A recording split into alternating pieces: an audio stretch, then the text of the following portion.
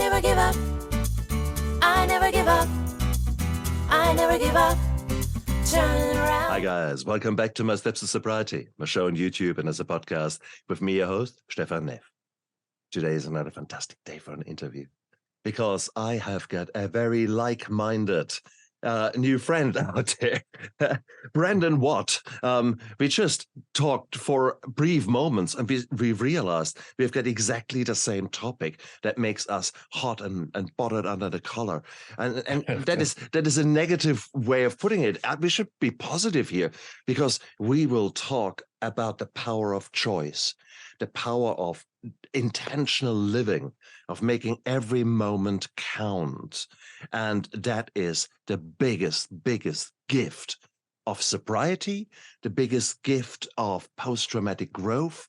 Wherever you are, guys, in your journey of becoming the new you, this is an interview that you don't want to miss. Brendon, welcome to my show.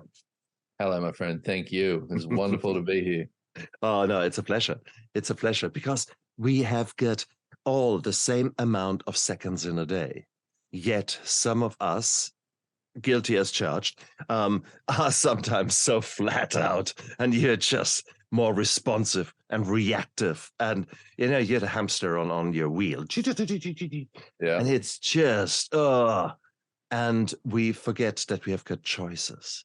And that is such a beautiful, beautiful topic to talk about. But you didn't wake up one day when you were 8 years old and say, hey, mommy, I know what I'm going to be. I'm going to be an international renowned speaker. I'm going to go out there and help people live a better life. Yeah. Said no 8-year-old ever. What's your story, man? Yeah, well, that was definitely not my story at 8 years old, eight years of age. But I grew up in Australia, and I grew up very, very lower class, and there was a lot of abuse and different things like that. So by the time I left school, it was all about getting a trade. I got a trade and was a tiler for 15 years. And was basically told that was all I could be, so I fell straight into that thing of, okay, that's all I can be. And that's, have a child, get a relationship, get a trade. There you go. There's your life on a silver platter, or not even a silver platter because we couldn't afford silver. Very, very good. Intriguing. Same here. Brought up on the wrong side of the tracks. Was alcohol and were medications, drugs, etc. Was that part of your upbringing? Yeah, a lot. I mean, my father was a heavy drinker, and a lot of people around me also. It was like alcohol was the solution to everything, the solution to get away from yourself. And I actually had a good friend of mine back when I was beginning this path with sobriety, and he asked me, "Hey, what do you remember about the first time you ever took a drink?" And for me, I was 13 years old, and it was beer with some friends, with some older friends. And I kind of just got still with that and remembered that moment. And I went, wow, it felt like I belonged. I finally felt comfortable in my skin. And it was interesting to get that awareness because I recognized that was one of the things. It was basically what I used alcohol for. Mm-hmm. It took off the sensitivity to my awareness and allowed me to compress into something that I believed others could receive. I didn't have to be as different as I knew I could be. I could just use that as a way of basically not being present in my life. So it was, if I look at my journey with alcohol, I was setting myself up for disaster from the beginning. Yet at that moment, it helped you to escape your reality. It helped you to find peace. Yeah. That is so beautiful how you described that. That's actually a very similar response that I had. It was the first time that I didn't look over my shoulder and was ready to fight, but it was actually the first time that I could truly, honestly laugh with the deepest belly laughter that was possible. As if a new me was born in that moment. So interesting. And that Sorry. It was great. I mean, I love the way you say it like that too, because I think that is a big step in sobriety is having gratitude for it as well. It's not going, okay, now let me make alcohol wrong because alcohol is the worst thing ever because alcohol destroyed my life. One thing I know about me, nothing destroys my life but me.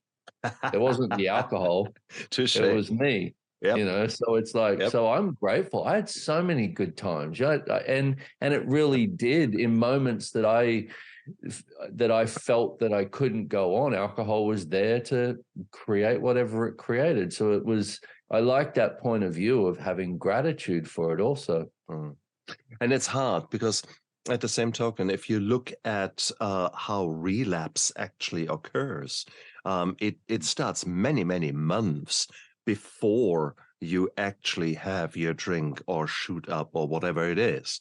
Yeah. And one of the hallmarks or one of the criteria leading things to it is that you romanticize your past use, your past thing. And I think that's actually a very intriguing one because on the one hand, they're the sort of the sobriety people who say, "Oh, don't romanticize thing; it is an evil thing." And when I come more from a trauma point of view, from a having a shit life and using alcohol and in that moment as some savior, as something that takes the pain away. And Yeah. that's I think what people sometimes forget. So if you go onto that warpath of bedeviling, the drugs are evil, pornography is evil, everything is evil, you actually keep forgetting that at that moment in time for that person, it's not evil. It is actually rescue, however crooked. Yeah. However crooked, exactly. And I think that's a great way of looking at it too, because we try to create separation as if that's going to be the solution. So it's like, let me create all of these judgments about now alcohol's bad and it's terrible, it's evil, drugs are bad, it's terrible, it's evil. With those judgments alone, you've created a separation between you and anybody who takes them. With that, anywhere that you create that separation is everything that you can't receive or also can't contribute to that person. Beautifully said. Beautifully said. Exactly. No, you're so right. It is very much I mean, what we said, Christ, we could talk. I mean, we too preach to the converted here, so it's a little bit difficult for us. So having said that, let's move on because ultimately we have got different lives nowadays, and they didn't come exactly. They didn't come from just out of the blue. How long did your journey with alcohol actually last? How long did your love affair last? That romantic love affair, that thing where it's, because I like the way you put it also, the romanticizing it, because I definitely romanticized alcohol. I was like, it'll be fine. It's not going to affect me. I can just, everything's going to be fine. I'm just over 14. I think I'm almost 15 months sober now. Yeah.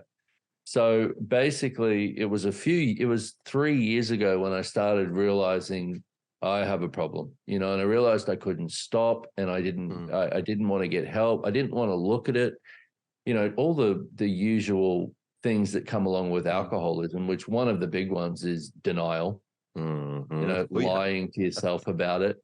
So for me, I actually ended up 2 years ago, I was doing a seminar in Italy, and I had just been trying to stop on my own for about 8 months, and I'd stop for 3 weeks and then drink again. But this is when the lying really started, the secrecy, hiding it from people, hiding it from the world.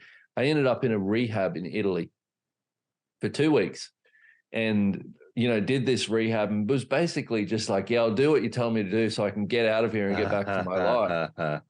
And, that was the romanticizing aspect of it, was this total denial, and so I got back to my life and I didn't get any more help, and I was 7 months sober, and that took me up until March last year when the wheels came off. I didn't fall off the wagon.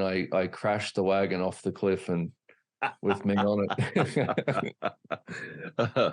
Well, may I ask, the alcohol itself, there is initially a love affair, and with every relationship, the first 3 months or with alcohol, the first 3 years, or sometimes 10 years are beautiful, and then this relationship changes, and the way that alcohol actually works on you, it changes.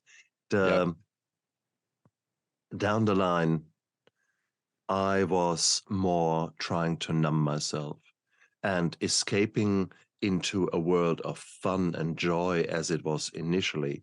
That did never happen again. Or if it happened just, wow, with such big doses of alcohol that, my God. Was that the same journey for you? Did the alcohol still provide you help towards the later years? No, not towards the later years. It started because, see, one of the things that I've learned is so when you basically drink to get away from your awareness, you don't actually get away from your awareness. You just lock it out of your world so you don't have access to it. And that's the thing that I struggled with. So the last few years, no, I would drink to get away from myself, but wouldn't get away from myself. Drink to get away from my problems, but wouldn't get anywhere.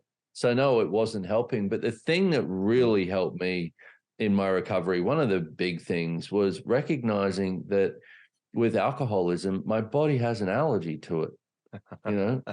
Once I drink, I cannot stop. It's not like I didn't want to stop. I couldn't stop. I physically could not stop myself from drinking. So recognizing that, I went, oh, okay. And I started to understand it for what it was rather than come to my own conclusions about how wrong I am with it. Nice. The problem, of course, is here you were trying to escape at the age of 13 and using alcohol. Can I take an educated guess quite heavily from the word go? Yeah, well, not quite heavily from the word go, because I had other substances that were fun too. For me, weed was great. Very good. I love that because it was more kind of my style. It would be more mellow, and I could be the introvert that I wanted to be. But so no, it didn't really take off to the heavy stages until late teens. Interesting. Yeah. Having said that, there's a rough rule, a rough guide is that your emotional growth pretty much stops when you start using regularly, and whatever that using is. And so, in other words, are you a 13-year-old or a 17-year-old who is trapped now in a man's body? Well, I'd say with that those things come up. Like I think with, I think for a lot of us, we can find ourselves acting a certain way. And one of the questions I like to use, and I use this with people and myself, is how old are you being? And it might be like, 13. And you're like, okay, this would be a question I would ask somebody. What happened at 13? Oh, you know what? I started drinking to get away from myself. Okay, cool. And then we have an awareness that we can start dealing with. Because what we tend to do is we take something that we can't seem to handle, and then we get ourselves locked up in it, and we have no choice beyond it. So that I find is a great question, because it gets you to realize, wow, I'm acting like a child. What happened then that I haven't been willing to change? Exactly right. And it's a weird thing. It's so weird.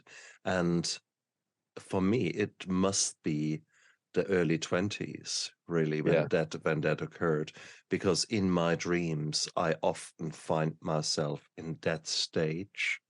And it is weird. And it's whilst I have got post-traumatic stress, it is sometimes that these kind of very weird dreams. But it's always more or less the same age range, where I'm just literally lost. And I'm typically in a different country, have started a different place of work, live somewhere in a different place. And whatever I try to do, things don't work out. I want to go home, I can't find a place. I want to go to work, no, I end up in the wrong hospital. It is, you try to look it up somewhere, or your phone is gone. And it's just, what? But I'm always at that same age. And it is intriguing. So there was a breakthrough interesting here. that too. Interesting that, and that's one of the. So you mentioned that I do this stuff called access consciousness, and so for me, when I really just went, you know what, either I go on this path of sobriety, or I'll be dead within 12 months, and I knew it. I knew that, and I basically had tried to kill myself when I relapsed. It was like, I don't even know how I made it out of that relapse. It's a miracle that I'm still here.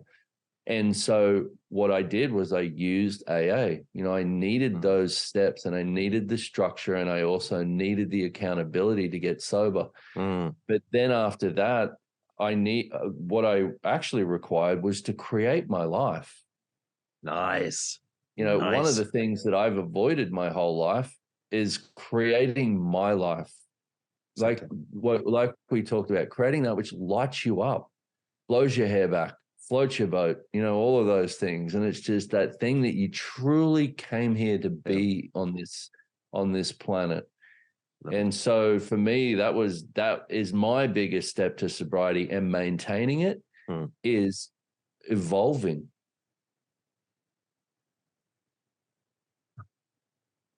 So, say that again. Say that again. Evolving. No, it is. Evolving. You're growing. Yeah, true story. You're the phoenix out of the ashes. Okay. Yep. So I love that. I love that bird. Isn't it? Absolutely. Same here too. And sometimes when I look in the mirror and I see my feathers drooping, and I see my feathers that are falling out and then looking rather ragged, that sort of thing. Okay, is it time to grow again? And in all fairness, the last 2-3 years, I mean, there was so much shit that was thrown at most of us. I don't know anyone who's at good times in the last 2 years with COVID and social isolation and everything you can throw at yourself. It seemed to have come in those times. No surprise that we were tempted to fall back into our old habits, whatever they were. And so, I mean, welcome to the club. That's all I can say. I'm so grateful for you that you had your relapse, because it means that if you imagine a bow and arrow, well, this relapse has pulled the string back. You're ready with tension. You're ready to go. And now it's just a question of, okay, where do you want to aim your arrow? Who do you want to be? In which direction do you want to grow? And there you are, bang, you're letting go. And that's the beautiful thing. So, I mean, that is the strength of us. So let's celebrate our failures. Let's celebrate the sheer fact that you had a relapse, because congratulations, you're a human being. You have had years and probably decades of somehow coping with alcohol, or probably not coping, escaping with alcohol. Okay, that's a better way of putting it. Yeah, exactly right. So are you surprised that your subconscious comes back to, oh well, that worked last time, come on, let's try it again? So man, well, congratulations. And here you are, the new and improved version. Look at you. And it is, and I love the way you put it like that, because you've got to have gratitude for every choice you've ever made. It's not about the good choices or the bad choices. It's about recognizing that every single choice we've ever made gets us to where we are right now. And that's the accountability part. That's the recognition that there is nobody who's made you who you are. We've chosen to be who we are based on our choices. And when we recognize that, I think we can go, we have a different ownership over what we can create as the future. Nice. And also we accept it as a privilege that we can make these choices. We don't take them for granted anymore. And I certainly live a far more intentional life nowadays than I ever did in the past. And that is a gift, or it's a a gifted habit. Let's call it like that, because it requires me taking action. But the kind of action steps, I mean, they are so important. I will come back to them and your life. What are the action steps you are taking? I will come back to that in a moment, though. But I know we know sort of your youth was not the greatest, and alcohol was a helper there. You went into a trade, which is brilliant. Tiling, we always need tradies. So tradies out there, hey, you're my heroes, guys. Finally, somebody who knows the word tradies. I moved to the US and nobody knows what the word tradie is. Shit, yeah. No, we need you guys. Okay, so let's not get that wrong. Having said that, from tradies to going out trying to change the world, regardless where alcohol was at that time, well, that's a big transformation. How did that happen? Yeah, good question. Because people look at me like, how the hell did you do that? So it's a good question. But basically, I'd gotten to this point at 30 years old where, I had a 4-year-old son. I just ended the relationship with his mother and I was miserable. I was at one of my rock bottoms at that point, and I just didn't want to live anymore. And so I started going, okay, if this is it, I don't want to be here. And, and this was when I found Access Consciousness in these tools, and my life began to change, quickly as well. One of the first tools in Access Consciousness is this thing called the Access Bars, which is a body process. It's 32 points on the head, which is basically about deleting your computer bank. It's about getting rid of all the beliefs, considerations, ideals, all that stuff that you have. So I got my first session, I got my first session when I was 30, when I was miserable. And I had this girl, she advertised it in the paper, actually. A couple of days after I made this demand of something needs to change or I'm out of here, I found this little ad in the paper that said, all of life comes to me with ease and joy and glory. Call Mel. And I was like, what? And I called this girl and she told me about it. And so I was like, okay, I'm coming to do a session. And so picture this, right? 30-year-old. No. First of all, for a good time, call Mel. That normally leads to other things. So, well, funny enough, she actually got a lot of those phone calls. I was the only person who called her that wanted to change their life. Right. And so, I go there and I'm 30-year-old tradesman. So I'm putting on the macho act, I'm a man, I'm a 30-year-old Australian tradesman. I know my shit.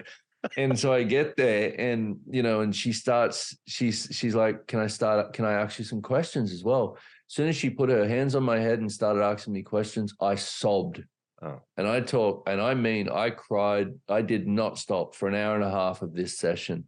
And when she finished, I got up and got in my car and I was like, and I had that sense of peace that I had as a young boy return to my world. And I was like, wow. And even telling you now, the hairs on my body stand up because I'm like, that it blew off so much of the stuff that I'd put on that was keeping me hidden. And I'll forever be grateful for that session. It was a turning point in my life. And then from there on, it's basically been choice after choice after choice after choice, and and a lot of contribution from others as well, but recognizing, I think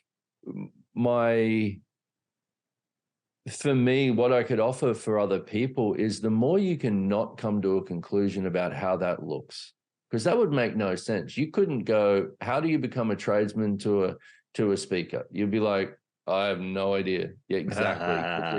There is no roadmap to that. It was based on what could I choose today that would allow me to have a different reality? You had that session, you sat in the car, you thought, wow, okay. Yeah. What did you do? So then I was living at my mother's house at the time, right? Sharing a tiny bedroom with my 4-year-old kid. And, I just started, from that point, I started putting one foot in front of the other. So I kept I kept working, doing the tradesman stuff. And I started researching different things. And I started reading books with Access Consciousness. I got all of their books. And I was just like, I was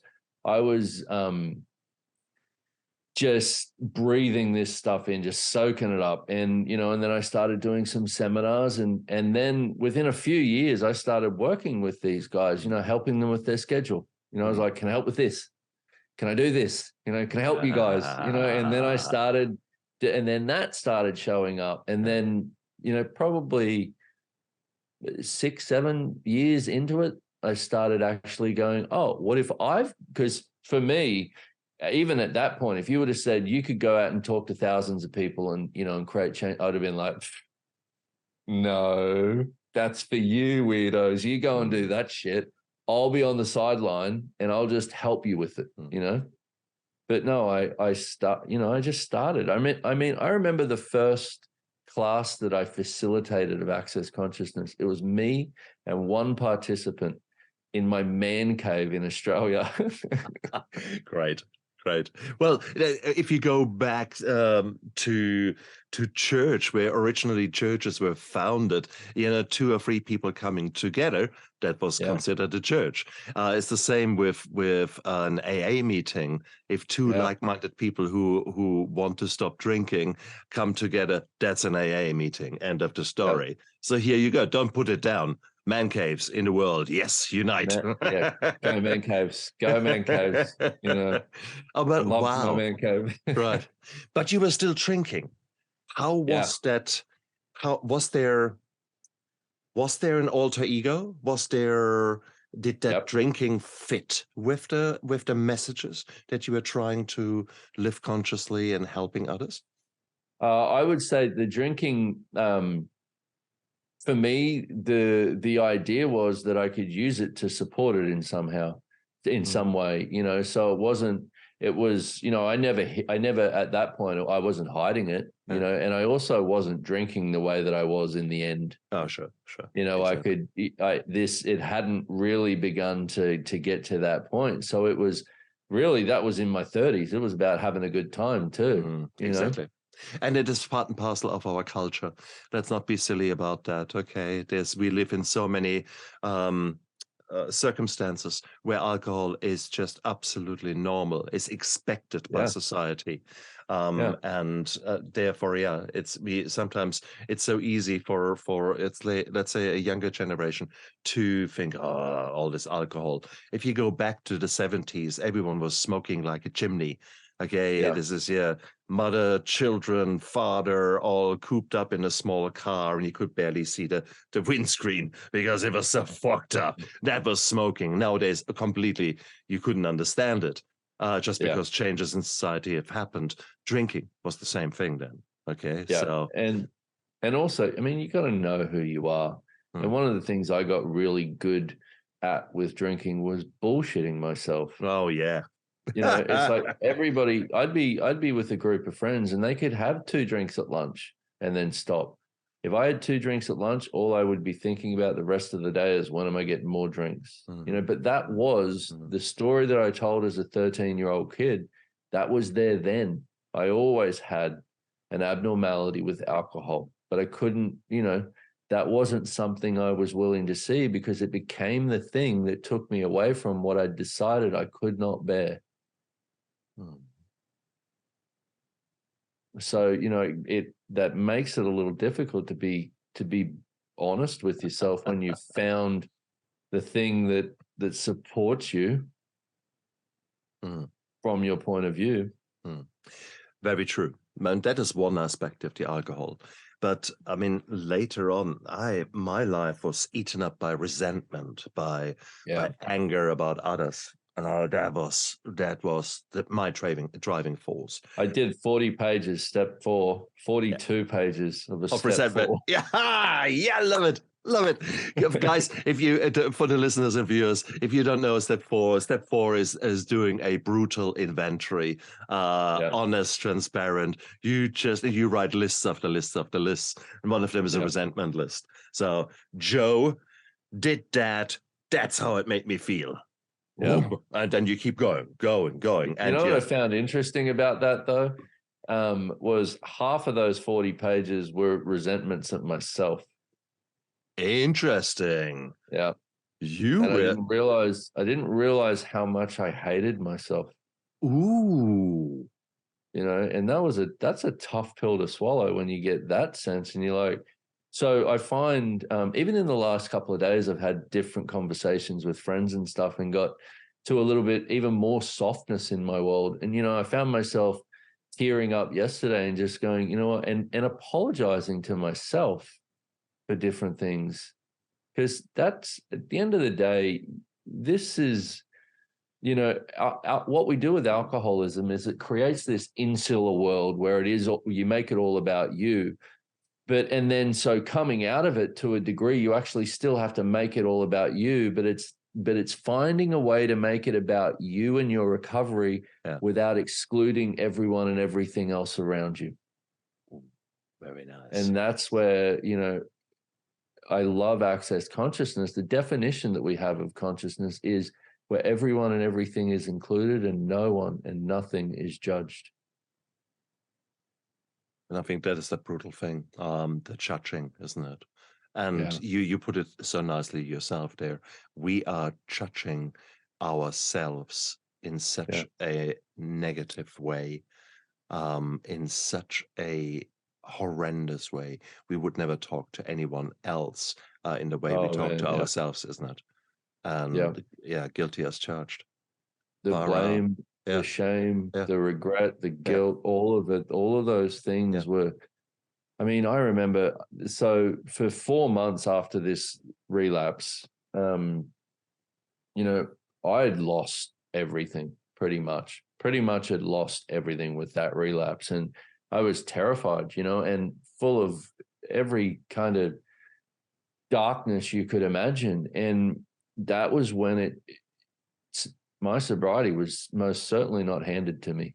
I worked my ass off to lay that foundation, but it's that willingness to know. And I would say for anyone out there listening, to know that you can get through it, but the only way you can, and the only way, once again, that I've changed anything in my life is one foot in front of the other. Exactly. Period. And then another one, and then another. It's not going, how do I get from a totally dependent on alcohol wreck of a life where I've destroyed basically all of my relationships, my income, everything. How do I get from that to happy again? You do not want to look from that. You want to get, what's the step I want to put? What's the foot in front of the other right now? Because otherwise the leap seems too great. Absolutely. And I see for a lot of us, that's why we don't change our life, because you'll have a sense of what your life could be, the joy and the ease that you could have. But it's like, well, that's a huge step. Yeah, but what if it wasn't? What if it was just, what choice could I make today that would create a different future for me? And not just today, right now. It is too. It is sometimes I find myself overwhelmed by my own flood of, I could do, I should do, I have to. And it's just, oh my God. And before I think about it, it's because anxiety. Exactly. Yeah. And it's just, oh my God. I was there yesterday morning, and it was just, God, my brain was flooded with all kind of crap.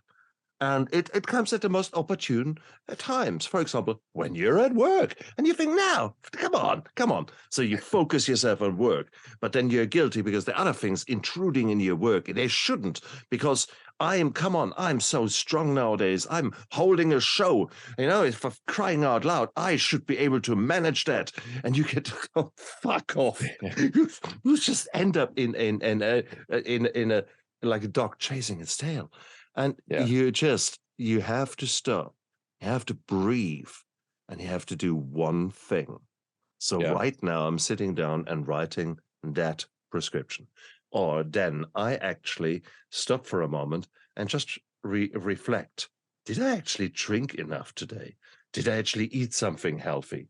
Did I actually, have I been doing some breathing exercises, etc.? So is that the stuff that you do as well? Yeah, I like to the best of my ability, question everything. and recognize when I come to a conclusion of, oh, my day is going to be like this, or I'm not going to have this be easy because of this. And not only the things that come out of my mouth, but be present enough in my life to recognize the thoughts that I have also. Because it's every single point of view we have, every thought that you have, everything that we speak are the things creating the energetics of our futures and our lives. And so talk about accountability. This is a really good one to look at, because then if I'm not present, so if I'm not present for a day of my life, tomorrow is not much fun because I'm on autopilot. This reality around me is creating my life for me. I don't have to be present in it. So what I like to do is give myself reminders. I have lists on my phone of what questions could I ask. I'm going to give you my favorite one for today. What if I institute it today would create a greater reality in the next 5 years? One question. So then it's like and it's not about me now going, okay, what is that? Trying to look for the answer. It's about recognizing allowing that awareness to come to me. And it could be anything. You don't know what that is. Yes. You have no idea. But this is where, if you're willing to come out a conclusion, it might be a conversation. It might be, it might be having this conversation with you because it's made my world lighter. And if you're willing to recognize that, then, and this is a little bit of a tough one to acknowledge, but I'm going to say it anyway, is if you recognize, if both of us sit here and have a conversation and my world gets lighter and your world gets lighter, our world gets lighter. Exactly. 100%. And that is so beautiful. This is turning up. Is actually showing up is 80% of the success. And I think being intentional is actually exposing ourselves willingly to situations where maybe, just maybe, part of you actually wants to say, "Ooh, I hope my guest doesn't turn up. Then I can just relax a bit more. Maybe I can even go back to bed or something like that." And in reality, I got up 6 a.m, which is not my best time. But I knew that I would very likely have a really good discussion. So I've primed myself. I've created this habit, and I'm no longer looking at it negatively. Oh, I have to get up. No, I get to get up. So I've rephrased my reality, and I'm seeing it as an opportunity to grow. I'm seeing it as something good. There's a beautiful TED talk out there, or I think a talk from Admiral McRaven about the importance of making your bed in the morning, and he spoke to school leaders. I haven't seen it, but I've heard of that actually. And it's just beautiful. He says, look, start your day intentional. I'm paraphrasing here. Start intentional by making your bed.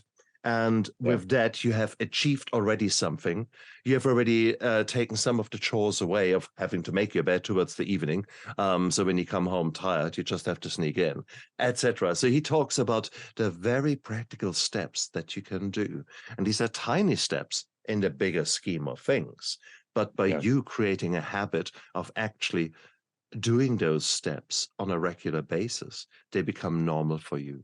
They become a kind of a driving force, a reinforcing force in your life. And that is the amazing thing. So I'll try to do that as much as I can to take back control of the chaos that is my life. Because as soon as I leave the house, even sometimes just as the moment you open your phone, then you have to say, oh, shit. The next wave of the next tsunami of shit is coming my way. So open wide, drink from the fire hose. And it is, we can't change that. We can't change the world. Well, we can, but that's another story. Well, we can change the way that we respond to it. Exactly. And I think that's the big thing that changes our world. If you recognize, see, for most of us, we were taught that our two choices are either fight for or fight against. you know, or we are wrong or we are right, or we are good or we are bad, you know, and it's none of it was about empowering us to actually recognize what choice truly is. Yeah.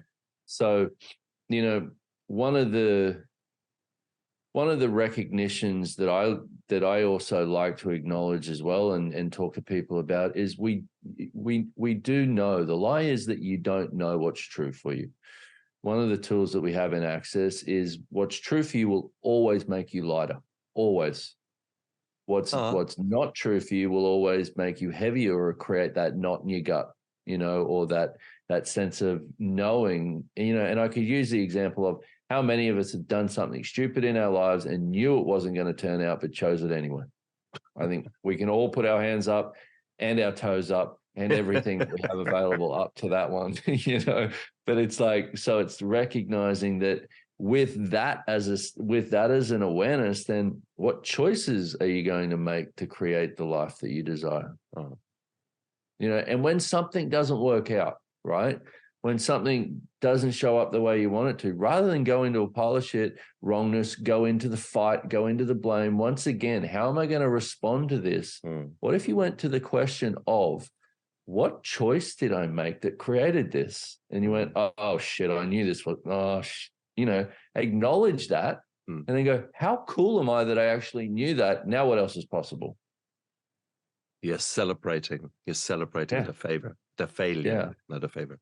And that is exactly the skill that is so hard, because I want to take my 9-tailed whip out. Made a mistake. And on the contrary, I'm trying to give myself the grace and trying to love myself enough that I can forgive myself for often the stupid things that you beat yourself up for. So I'm still calling myself an idiot if I do something really idiotic. But I do it with a smile and with a laugh. Sometimes my failures make me actually laugh because I just want to give myself a hug and say, you stupid boy. Oh man, I hear you. You know, and it's like, and that's the beautiful thing about choice too, is I've made so many stupid choices, so many, you know, and it's like, but I like your attitude with that, because if we can be a lot kinder to ourselves, like, you know, one of the things that with the relapse last year, like I was stuck. I was so stuck in this. Not any tool that I had in my tool belt was working me out of that one. And it wasn't until I went, oh, okay, what if I looked at this different? What's the gift in this that I'm not acknowledging? Because all I could do was judge it. And you cannot change anything that you're in judgment of. So may I ask, when you came back to the alcohol then, what did it give you? Did it give you a small reprieve from the suffering? No, it gave me the rock bottom that I needed. Yeah, that was in a bigger scheme. I 100% agree with that. But that moment, that first drink, or for me, it's probably the third or fourth class, when suddenly a warmth comes over me and suddenly my shoulders relax and suddenly, there is the release of tension that I was craving. I'll give you the honesty with it, is I don't even remember the first drink. Interesting. You know, which is how far along I'd progressed into this thing was, and once again, full disclosure here, I drank for 12 days. You're an overachiever. I like that. Hey, ask anyone that knows me. I'm either doing something. If I'm doing it to the extreme. But it's like basically that 12 days was 12 days gone out of my life because I don't remember much of it. Okay, and of course, it's not just the decision to drink; it's also the decisions that then happen the next time. The famous "here, hold my beer," and there's always a bad thing. So there's much more happening then, rather than just the decision to drink. Yeah. Oh God. Oh boy. Also, it's like, you know, and that's part of sobriety. Also, is I know that the thing of, the light and heavy tool that I gave is recognizing when that heaviness comes up of, okay, what's not right about this? What's going on here that I need to be looking at something different? So if I'm out, and people are drinking, I'm usually pretty good around alcohol now until it hits a certain point where I'm like, okay, this doesn't work for me anymore. Time for me to make a different choice and get out of this situation. Because that's the other thing is that, I learned with that was I put myself for that 7 months that I was sober before that relapse. It's like I had put myself in danger on continuous occasions. I'd put myself in danger with my sobriety. I didn't care about myself to the degree that I do now. So I didn't have the platform to work with. Gotcha. It's interesting, isn't it? We are so good in giving advice out. It is, and I have to reflect there, and equally full disclosure, I mean, I was very good in picking up mental health issues in my patients in the past. Well, still now, very good. But I couldn't see my own darkness. I couldn't see my own post-traumatic stress until, oh man, only recent years. So we have got that partial blindness towards ourselves sometimes. Maybe maybe intentional, that we don't want to see it. The denial. I mean, that is, Oh man, fuck me. You said you lost everything, yet you have been out there helping others so much, yet are you now only catastrophizing? Don't people give you maybe a bit of slack and say, well, he has been he was there for everyone else, just not for himself. Let's help him. Did that occur, or was it actually really being dropped like a hot potato by the people around you? No, it's like, I mean, I am so fortunate. I have just countless people around the world that care about me, and that I have been there for. And I also have countless people around the world who have their, judgment of what I chose and their wrongness of me. And it's like, so for me, once again, the only thing that keeps me going is recognizing what's true for me. I can't change what somebody has as a point of view. All I can do is change how I respond to it. So if I'm willing to go, hey, look, I get you. Look, which was part of the amends for me. That was a big step, and I'm still making them, and I'm still making them to the world, because that was the thing, after facilitating being there for so many people, I dishonored them with that choice. And so that's where, but mainly dishonored myself, but it's spread out. And that's what choices do, is the choice. One thing I know about me is I make one choice. It doesn't just affect me. It affects the world. Oh, that's true. There's the ripple effect, 100%, the butterfly effect. It's interesting, though, you're giving yourself there quite an honest, very hard time, the dishonor me. And I guess it's a beautiful, well, sometimes you can't just have the carrot only. You have to give yourself the stick. So whilst we don't want to beat each other up constantly, you need to hold yourself accountable. And sometimes and as part of step 4, you want to be brutally honest. So as part of that, I'll accept your choice of words.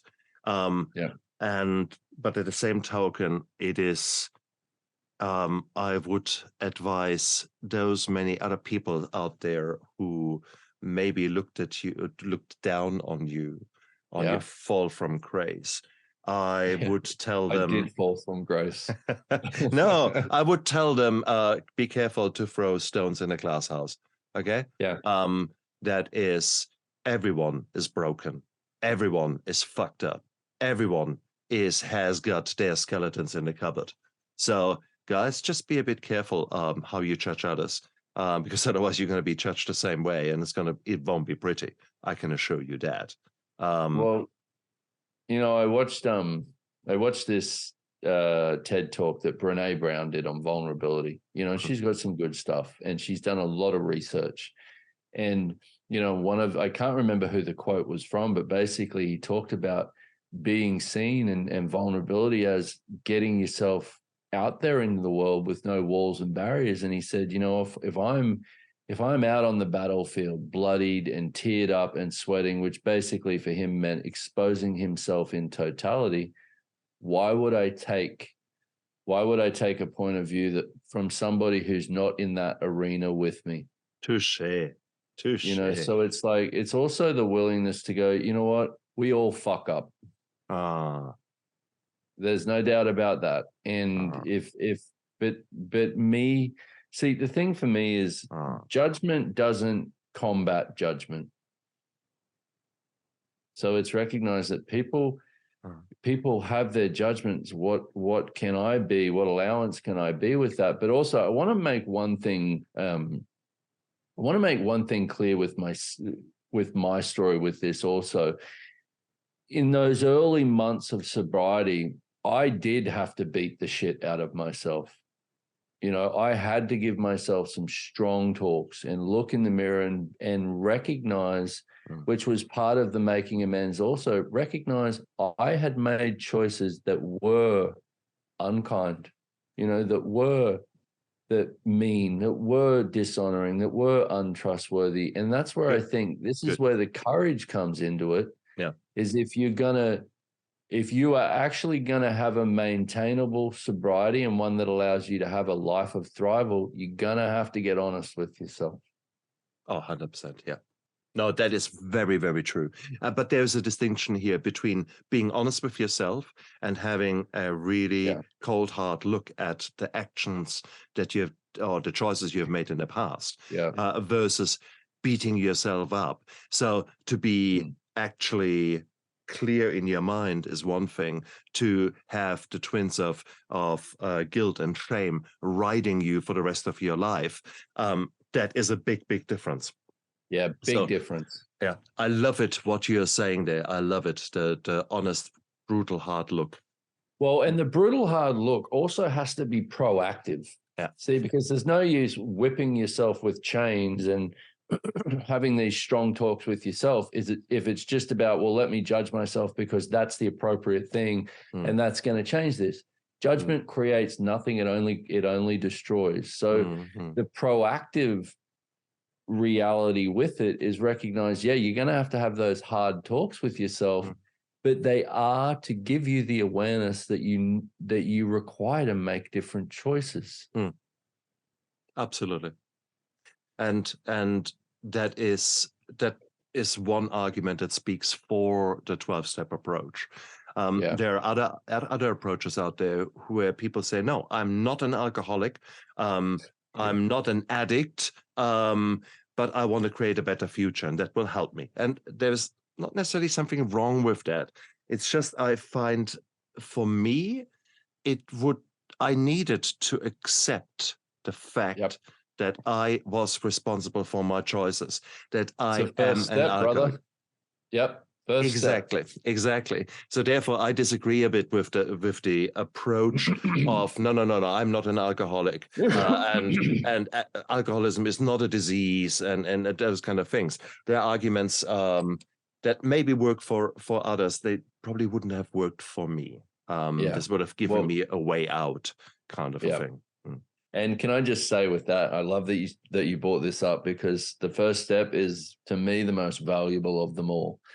And that tool that I gave before about what's true for you will always make you lighter is, if this is something you're looking at, if it lightens you up at all to read that doctor's opinion in the big book and get some sense of that's who you are, then it might be true for you. And from what I've seen, and I'm just going to put this out there as my point of view, anybody who actually has an allergy to alcohol requires the structure of those 12 steps. Nice. And I tried. I mean, man, did I try to avoid them? I was like, give me the spiritual path, and give me the like, just somebody take it away from me, or But it was like that was never going to work. And you know why? Because in the 12-step program, you are taking control with the guidance of others, with the guidance of people who are further down the path. And you make intentional choices. You learn how to live your life in a different way. And whilst other things, you go to the top of the mountain where this yogi is giving you some magic insight. I'm sorry, it's still you're expecting others to give you the insight. No, you. Well, exactly right. And you still, I hate to say it, but even with all the insight out there, you either have an allergy to alcohol or you don't. There's no cure to it. And that was for me, was such a gift to finally get that and go, you know what? I know now if I go and have a drink right now, that will lead to an insane amount of cravings, to more drinks, and my future is gone once again. I know that about me. There we go. I've taken away the 50 shades of gray, and now it's all quite easily to see what is. It is, and it's so beautiful. It's so beautiful. And I'm so pleased for you that you had to learn this hard lesson, because it just. Can I ask how many years sober are you? 9 years sober. But I actually, Nice. 9 years. Having said that, I had start of this year, I had a relapse. Okay. I had about 12 bottles of wine over a period of some weeks. But it was a relapse defined by the hiding, defined by the denial, defined by the trying to escape from reality again. Trying to fall back into those ways. And so it was an intriguing experience. And again, I'm grateful for it because it led me to ask different questions. It led me to a more intentional life. Whilst I had been very intentional for in the daily supply of the things that I truly need, like the food, the rehydration, the sleep, all those things. I had looked after myself from that angle, but due to a number of circumstances, there was no more joy in my life. There was only survival. And because of one wave of shit after the other, inside of me came out again the survivor. The survivor is a dude within me that helps me to get through hard times, who makes very hard decisions that most of the time are absolutely right, but he makes them with a big sword, and that sword is double-edged. So he can easily slice through enemies and make hard decisions towards the world. The problem is he's not so good with his knife skills, so he also hurts me. Yeah. I was glad that the guy came out to help me, but then I saw that he was actually beginning to hurt me with the drinking, and then I had to realize, no, sorry, man. Thank you so much for helping me, but back in your dungeon now. Come on, let's lock that door again. And that was good. So it is what it is. We all I love that you kept going. Oh, that's it. That's it. We need to. We need all you to. Can do. And I mean, are there thoughts of? I loved your honesty when you said, "Look, hey, if that is all there is, I might as well stop it all." Same here. These are normal thoughts. I mean, we try to analyze our life, and sometimes we unfortunately have maybe very black tinted glasses on, and we maybe see only darkness. So that's one of the risks. But sometimes there is so much negative happening, but you just have to say, "Oh, for fuck's sake, I'm sick of it now." Unfortunately, the analytics of of our lives, the way that we use our minds is not very productive. And not always right. No, Rarely seldom. right. Rarely Seldom right. Yeah, exactly. I could not agree more. I could not agree more. But it's the realization that this is what is happening in our heads, the catastrophizing, the negative talk, the beating us up. Well, yeah. And for most of us, it's the way we've been programmed. Touche. Oh, yeah, that's exactly what I was about to go for. So, go for it, brother. Go for it. well, I would just, that's why, and I'll bring it up again, access consciousness. I've tried so many things, and it's like, and this really is about empowerment, empowering you to know what you know, because one of the sayings we have is your mind is a dangerous thing, waste it. Because which one is faster, thinking or knowing? And that's when, if you begin to tap into that knowing and you begin to ask, and the way that you get there is through questions. Recognize, what do I know here that I'm trying to think out of existence, and begin to recognize that you as a being have capacities far beyond what we've ever given ourselves credit for. So tapping into that is a whole different universe and can create a whole different life for you. But once again, none of us are perfect, but for most of us, we've spent our lives trying to create this ideal, ideal scenario of perfectionism. And we've been programmed to think that, so that everything that doesn't show up or match it brings us into the same cesspool of judgment. I would highly recommend for anyone out there looking for some more space to check out the access bars, because that was a thing that just was miraculous in my world, and still is to this day. I still use it to this day, and I love it, and it's just awesome. Brilliant. Brendon, what an interview. What an insight there. You really make me think, make me reflect, make me feel. Thank you for that. I'm very grateful. Man, thank you. That is mutual. Shook some of my foundations there a little bit. I love it.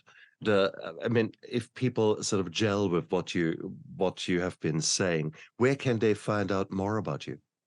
They can check out my website, which is brendonwatt.com, or also check out the accessconsciousness.com, the website for that. And it's huge. It's all over the world now, and there's lots of free stuff as well. There's lots of choices, lots of different books and media articles. There's just so much out there. So it's like, for people, I would say, for those of us who have tended to have the tumultuous life, had the turmoil, all of those. Oftentimes we are the seekers of the world, the ones looking for something. We're not the kind who just go, well, that's life and that's it. I'll just put up with it. My father was that kind of person. I am not that kind of person. I am curious, and my curiosity is what drives my universe. So it's like, I would say for people, find what it is that works for you. Could be gardening, who knows? It's like, could be having your hands in the earth, but find what that is that lights you up. Absolutely. Beautiful. And guys, look down there into the description of the YouTube video or of the podcast. You'll find all of Brendon's links down there. Whilst you're down there, come on, press that like and subscribe button. Come on, and even, do it. That's it, exactly. And even put maybe a comment in there. Times. Yes, I like that.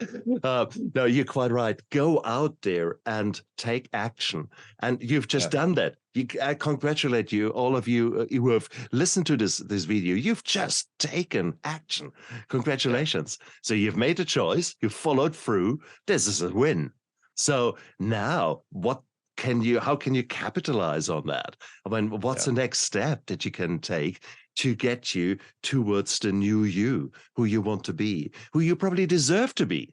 and who is maybe so hidden still. But this person is waiting to come out. And Brendan, you said it earlier, you don't know what brings that person out. You don't know what exactly or who exactly that person probably is.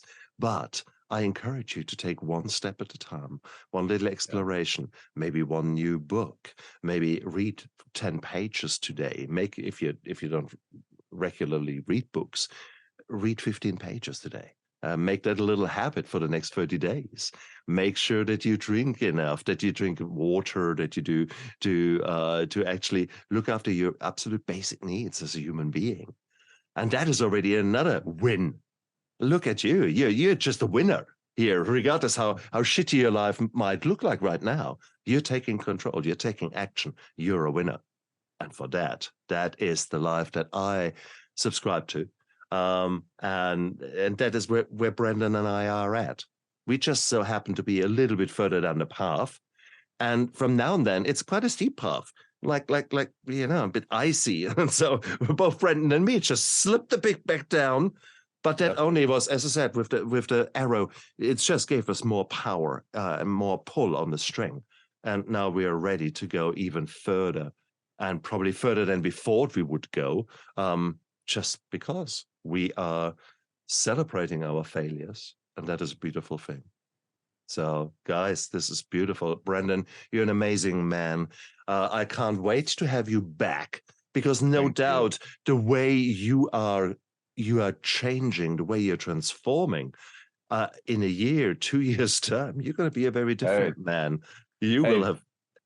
Yeah. I mean, I know for me, it's like, if I stay sober, my life keeps expanding. So that's my sobriety is it's a big priority in my world. Mm.